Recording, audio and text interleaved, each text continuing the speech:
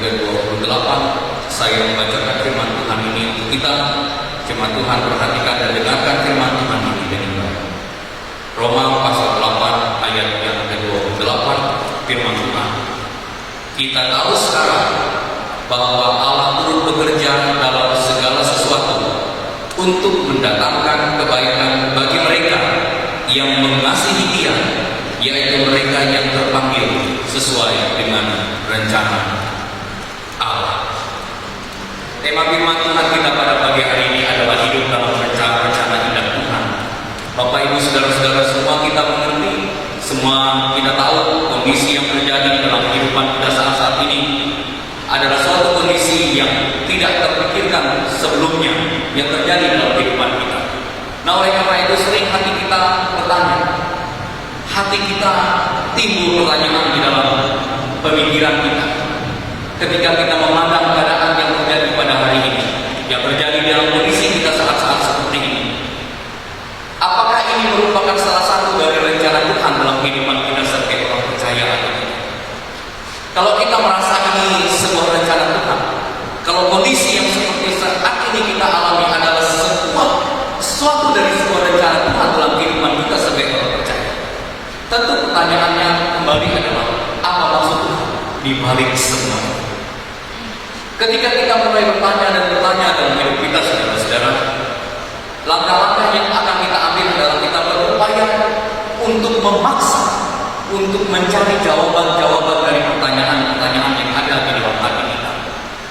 Langkah-langkah yang kita ambil mungkin kita mencari jawabannya dari media-media sosial, dari Facebook, dari WA yang disebarkan di dalam lingkungan kita sekalian, dalam jemaat, bahkan kepada pribadi kita masing-masing.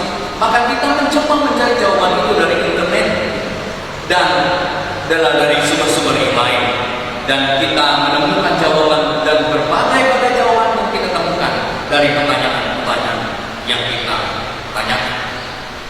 Saudara-saudara, ketika kita menemukan jawaban-jawaban itu di dalam kehidupan kita yang kita temukan dari sumber-sumber yang saya katakan tadi, akan menimbulkan dua persoalan yang besar dalam hidup. Yang pertama adalah timbulnya kelegaan di dalam hati kita ketika kita melihat jawaban dari pertanyaan kita, jawaban yang kita temukan dari media-media sosial, maka timbul kelegaan dalam hati kita karena jawaban yang kita temukan dari media sosial itu mungkin sesuai dengan harapan kita, sejalan dengan pikiran kita, jadi timbul ketenangan di dalam hati kita. Tetapi ketika jawaban yang kita temukan dari media sosial yang tidak seiring dengan jalan pikiran kita, tidak seiring dengan pemikiran kita, muncul ketidaktenangan di dalam hati kita, muncul kegagapan di dalam hati kita, sehingga itu berdampak kepada sesuatu yang besar dalam hidup kita. Timbulnya ketidaktenangan di dalam hati kita, timbulnya kekhawatiran di dalam hati kita, dan munculnya rasa ketidaktenangan itu dalam menjalani hari-hari kita ke depan. Kekhawatiran yang timbul oleh karena jawaban-jawaban yang kita terima dari berbagai sumber itu juga berdampak kepada pemikiran yang lebih dalam akan kondisi yang seperti ini, tentang sebuah kematian yang mungkin akan kita alami dalam kondisi seperti ini. Tentu saudara-saudara yang dikasihi Tuhan, tingkat dari kekhawatiran kita akan berbeda-beda. Ada yang berada di tingkat kekhawatiran yang lebih tinggi, yang sedang, bahkan ada yang berada dalam tingkat kekhawatiran yang rendah. Ya santai-santai saja dengan kondisi yang seperti ini. Ada juga yang lebih agak di level yang sedang, dia agak khawatir, bahkan ada yang terlalu khawatir dengan keadaan-keadaan seperti ini.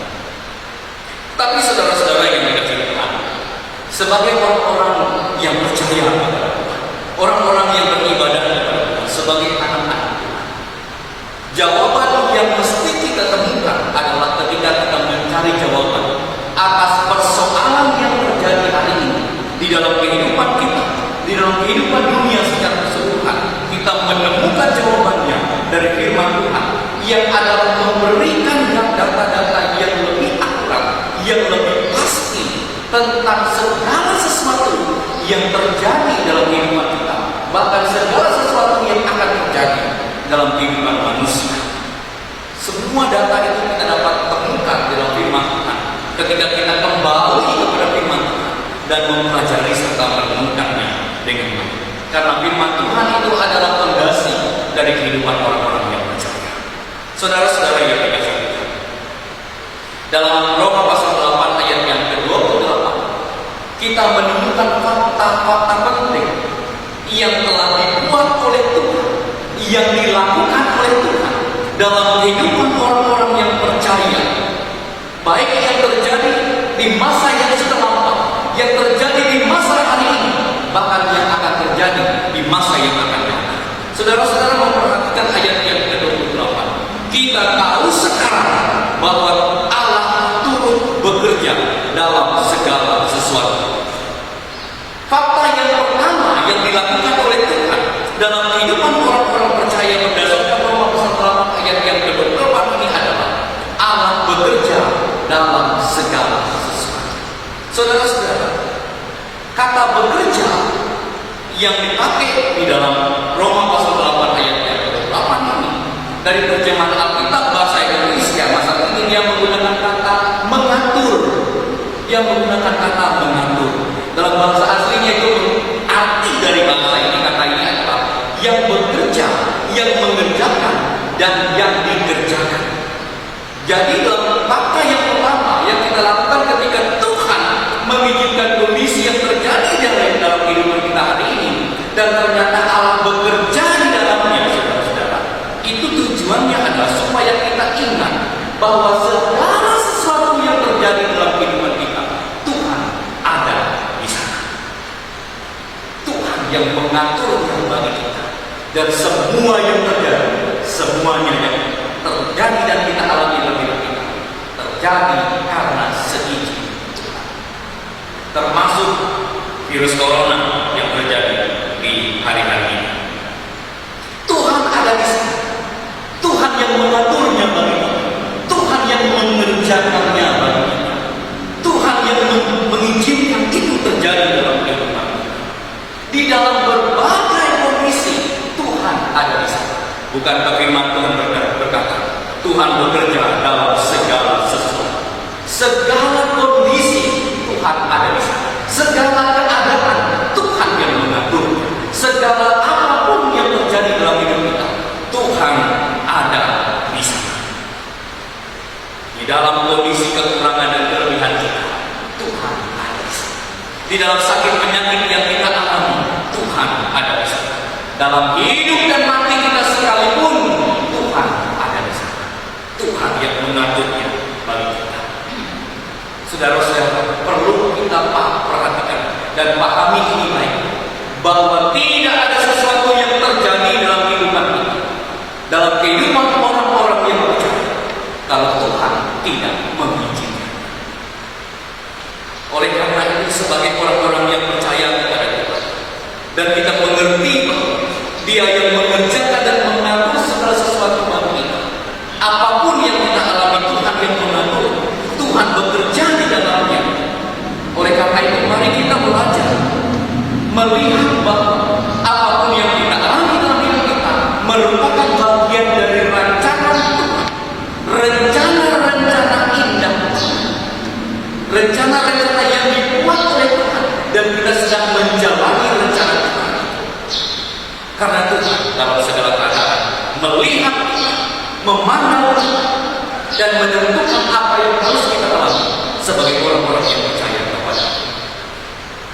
Saudara-saudara, di dalam segala kondisi dalam hidup kita, tidak ada rencana Tuhan, tidak ada rencana Tuhan yang dilakukan olehnya, yang dibiarkan atau diizinkan Tuhan terjadi dalam kehidupan kita, yang oleh karenanya kita mengalami malapetaka, yang oleh karenanya kita mengalami celaka.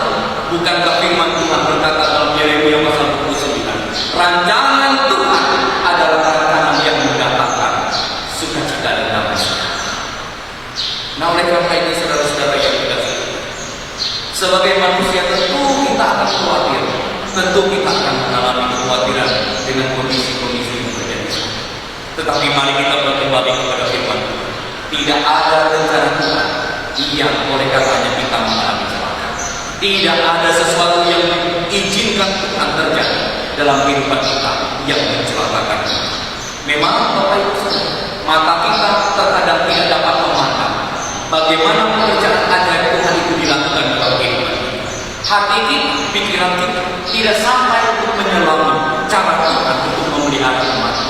Oleh karena itu, hati kita penuh dengan kekhawatiran. Hati kita terselimuti oleh kekhawatiran. Itu sebab kita tidak dapat mengerti maksud dan menangkap rencana Tuhan yang indah. Tetapi belajar dari firman Tuhan, Tuhan bekerja dalam segala sesuatu. Tuhan yang mengatur segala sesuatu. Dan ketika Tuhan mengaturnya bagi kita, ketika Tuhan bekerja bagi kita, Tuhan tidak akan mencelakakan umat Tuhan. Tuhan tidak akan membiarkan umat. Sedetik pun Tuhan tidak akan meninggalkan kita. Tuhan akan senantiasa memberkati kehidupan. Fakta yang kedua yang kita temukan dari firman Tuhan, Roma pasal 8 ayat yang ke-28 adalah untuk mendatangkan kebaikan bagi kita. Ketika kita bertanya kepada Yesus, kenapa Tuhan izinkan corona ini terjadi dalam kehidupan manusia? Apakah maksud? Bukankah yang meninggal itu adalah orang-orang yang percaya juga? Bukankah mereka yang meninggal itu adalah orang-orang yang setia kepada Tuhan juga? Bapak Ibu saudara-saudara yang dikasihi, seperti yang saya katakan bahwa tidak ada satupun maksud Tuhan untuk mencelakakan orang-orang yang percaya kepada-Nya. Tidak ada perbuatan satupun yang dilakukan oleh Allah yang membawa malapetaka bagi orang-orang yang percaya kepada-Nya. Sekalipun berkali-kali kita orang-orang yang percaya melupakan hati Tuhan dengan ketidaksetiaan kita, dengan ketidaktaatan kita kepada Tuhan, namun Tuhan tetap setia bagi kita. Kesetiaan Tuhan yang Dia sudah rancang bagi kita, karena Dia adalah Allah yang menjadi penolong bagi kita, Allah yang memberkati kehidupan kita di saat-saat mata kita, hati kita, pikiran kita tidak dapat menatap kepada berkat Tuhan.